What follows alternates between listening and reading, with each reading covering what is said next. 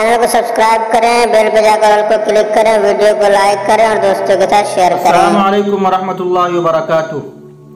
रमज़ानुल मुबारक कैसे गुजारे, रमज़ानुल मुबारक की तैयारी कैसे करें, उसकी तीसरी और आखिरी किस्त लेकर मैं आपके सामने हाजिर हूँ।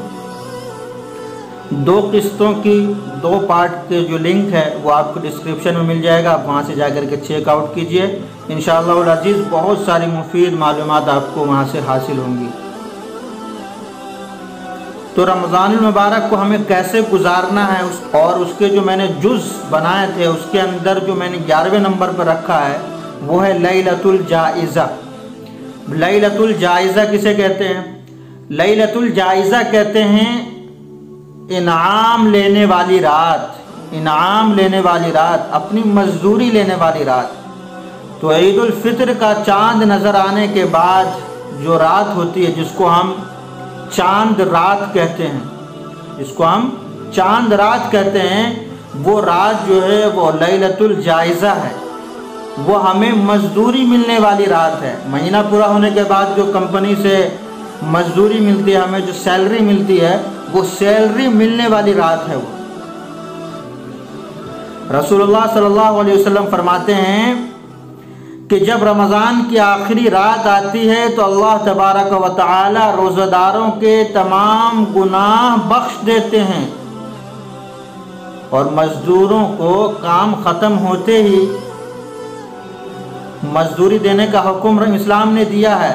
लिहाजा जिस अल्लाह तबारक व तआला ने इस कानून को बनवाया है अपने नबी के ज़रिए, वो अल्लाह तबारक व तआला का हुक्म जो था कि रोज़ा मेरे लिए और मैं ही इसका बदला दूंगा, भला वो अल्लाह तबारक व तआला इस कानून की खिलाफ वर्जी कैसे कर सकते हैं? लिहाजा इसी रात में अल्लाह तबारक व तआला अपने बंदों को तमाम रोज़ों और तमाम इबादत का जो अजर है, जो जायज़ा है, जो सैलरी है, जो तोहफ़ा है, वो अता करते हैं इस रात में। लिहाजा हमें ये कोशिश करनी चाहिए कि लैलतुल जाइज़ा वाली रात में अल्लाह के हुजूर दुआ करें, रोएं, गिड़गिड़ाएं और मांगें, ताकि अल्लाह पाक हमारी हाजिरी को देखकर, सैलरी लेने वाली, इनाम लेने वाली मौजूदगी को, हमारी हाजिरी को देखकर हमें हमारी मजदूरी अता कर दें और कहें जा बंदे, तूने रोज़ा रखा, मैंने तेरी मग़फ़िरत कर दी, तुझे जहन्नम से छुटकारा दे दिया, तूने कुरान करीम की तिलावत की, मैंने उसके लिए तेरे दर्जात को बुलंद कर दिए। ये तमाम के तमाम न ये करें कि हम उस रात में बाज़ारों की, चायखानों की, होटलों की, सड़कों की, शॉपिंग मॉल की और दुकानों की जीनत बने। तो हमें अपनी जो इनाम वाली रात है, जो हमें हक़्क़ुल मेहनत, जो हमारी मेहनत की जो कमाई का जो सिला जिस रात में मिलेगा, उस रात में हमें चाहिए कि हम वहीं पर हाजिर रहें, अल्लाह के हुजूर हाजिर रहें, हम अपने वक्त को इधर उधर ज़ाय ना करें। उसके बाद जो नंबर 12 पर मैंने जिस चीज़ को रखा वो है ईद की ख़रीदारी। हमने इसका 12 मुशाहिदा किया है कि रमज़ान का महीना बहुत सारे हजरात जो है वो सिर्फ ये समझते हैं कि ये शॉपिंग का महीना है। इस महीने में बहुत ज़्यादा शॉपिंग की जाती है। मर्द हजरात ही नहीं बल्कि औरतें भी, ख़वातीन, हमारी माएँ और बहनें खूब बाज़ारों की जीनत बनती हैं। जबकि रमज़ानुल मुबारक का महीना बाज़ारों की जीनत बनने का महीना नहीं, रमज़ानुल मुबारक का महीना इबादत करने का महीना है, अजर व सवाब कमाने का महीना है, गुनाहों को अपनी झोली में डालने का और गुनाहों का अंबार और गुनाहों का पहाड़ लगाने का महीना नहीं है। हमें चाहिए कि रमज़ानुल मुबारक के आने से पहले ही हम ख़रीदारी कर लें, और अगर हम पहले ख़रीदारी ना कर सकें तो रमज़ानुल मुबारक के पहले आशिरे में दिन में जाकर के ख़रीदारी करें। खुदारा रातों को बाज़ारों की और महफिलों की और चायखानों की और होटलों की जीनत बनने से अपने आप को बचाइए।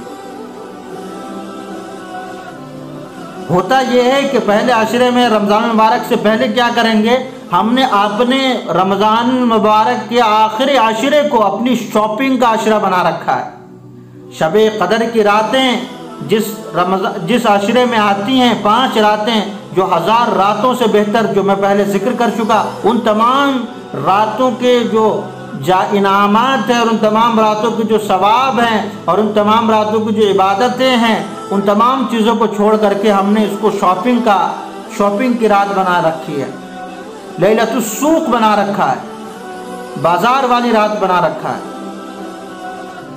اور 29 جو 29ویں کی رات ہوتی ہے اس کو تو بالکل ہی بس بھول جائیے کہ اس کو تو بالکل رات ہی وہ بنی ہے بازار میں جانے کے لیے۔ اللہ کے نبی صلی اللہ علیہ وسلم نے ارشاد فرمایا کہ سب سے بہترین جگہ مردوں کے لیے سب سے بہترین جگہ مسجد ہے، اور عورتوں کے لیے اس کا اپنا گھر، اس کا اپنا حجرہ ہے، اور سب سے بدترین جگہ جو ہے وہ بازار ہے۔ اس لیے رمضان المبارک میں ہمیں گریز کرنا چاہیے بازار جانے سے کم بازار جائیں اور اپنی جو ضروریات کی چیزیں جو خریداری ہے وہ پہلے ہی کر لیں، یہ زیادہ بہتر ہے۔ اور یہیں پر بس نہیں ہوتا، ہماری مائیں اور بہنیں بھی بازاروں میں خوب کثرت سے جاتی ہیں، اور بازاروں کے اندر اتنی بھیڑ ہوتی ہے کہ ایک غیر محرم دوسرے غیر محرم کے باڈی میں ٹچ کیے بنا، ایک مرد دوسرے مرد کے بدن میں لگے بنا گزر نہیں سکتا وہاں سے۔ کہ کس طریقے کا رمضان آپ نے بنا دیا! کیا اسی کی تعلیم اللہ کے نبی صلی اللہ علیہ وسلم ہمیں دے کر گئے تھے؟ کیا اسی لیے اللہ تعالیٰ جو ہے ہمیں اتنے سارے انعامات سے نوازتا ہے؟ کیا ایسا ہی رمضان گزارنے کے لیے اللہ رب العزت جو ہے اتنی زیادہ تیاری کرتا ہے، اپنے فرشتوں کے ذریعے تیاری کرواتا ہے؟ خدا را ان چیزوں سے بچیے۔ رمضان المبارک کو شاپنگ کا مہینہ مت بنائیے، دا منتھ آف شاپنگ مت بنائیے۔ رمضان المبارک کا مہینہ خالص عبادات کا مہینہ ہے، اس کے اندر عبادات کیجئے، اپنے آپ کو ان چیزوں سے بچائیے۔ اس کے بعد جو نمبر 13 پر جس چیز کو میں نے رکھا ہے وہ ہے ٹیلی ویژن کا بہت زیادہ اہتمام کرتے ہیں۔ اپنے آپ کو کم سے کم، ٹیلی ویژن تو ویسے ہی بری چیز ہے، لیکن کم سے کم جو رمضان المبارک کے مہینے میں اپنے آپ کو یہ ٹیلی ویژن سے دور رکھیے۔ یہ جو نیوز چینلز ہیں، یہ جو سیریلز ہیں، ساس بہو کے جو سیریلز چلتے ہیں، اسی طرح کی جو اور بھی بہت سارے سیریلز ہیں، جو موویز وغیرہ ٹی وی پر آتی ہیں، ان سے اپنے آپ کو بچائیے اور ٹی وی کو بند کر دیجئے۔ خدا را 1 مہینے کے لیے ٹی وی کو بند کر دیجئے، اپنے بچوں کو ان سے دور رکھیے، خالص عبادات کیجئے اس مہینے کے اندر۔ اس کے اوپر ٹی وی کے اوپر زیادہ بولنے کی ضرورت نہیں، آپ تمام حضرات جو ہے اس چیز کو بہت بخوبی اچھی طرح سے جانتے ہیں۔ اس کے بعد جو سب سے آخری اور سب سے اہم پوائنٹ ہے اس رمضان مبارک میں جو ہمیں کرنا ہے وہ یہ ہے کہ دعوت الی القرآن، لوگوں کو دعوت دینی ہے۔ اللہ تعالیٰ نے ارشاد فرمایا کنتم خیر امت اخرجت للناس تأمرون بالمعروف وتنہون عن المنکر، کہ اس امت کو جو بہتر بنایا گیا ہے وہ صرف دعوت دینے کے لیے ہی بہتر بنایا گیا ہے۔ لہذا جن حضرات سے ہمارے تعلقات ہیں، جن کے ساتھ ہم بچپن میں پڑھے ہیں یا جن کے ساتھ پڑھ رہے ہیں، جو ہمارے پڑوسی ہیں، جو ہمارے اہل محلہ ہیں، جن سے ہمارا لین دین ہے، جن کی دکانوں سے ہم سامان سودا صرف لیتے ہیں، یا جو ہمارے ساتھی ہیں، درسی ساتھی ہیں، جو اسکولوں میں یا کالجوں میں ہمارے ساتھی رہ چکے ہیں یا ہیں، یا جو ہمارے کلیگس ہیں، ہمارے آفیسز کے جو کلیگس ہیں، ان تک قرآن کی دعوت کو پہنچانا ہے، ان تک ہمیں اللہ کی دعوت کو پہنچانا ہے، ان تک ہمیں اسلام کی دعوت کو پہنچانا ہے۔ یہی تو مقصد ہے، یہی تو امت مسلمہ کا مقصد ہے، اور یہی قرآن اور یہی رمضان کی تعلیم ہے، یہی قرآن کی تعلیم ہے۔ قرآن کریم صرف امت مسلمہ کے لیے نہیں ہے، قرآن کریم پورے عالم کے لیے ہے۔ قرآن کریم صرف تمام دنیا کے مسلمانوں کے لیے نہیں ہے، یہ تمام عالم کے لوگوں کے لیے ہے، ہر اس انسان کے لیے ہے، چاہے وہ کسی بھی کیٹیگری کا ہو، چاہے وہ کسی بھی کاسٹ سے یا کسی بھی کمیونٹی سے تعلق رکھتا ہو، ان تمام کے لیے جو ہے وہ قرآن کا پیغام اور قرآن کی تعلیم ہے۔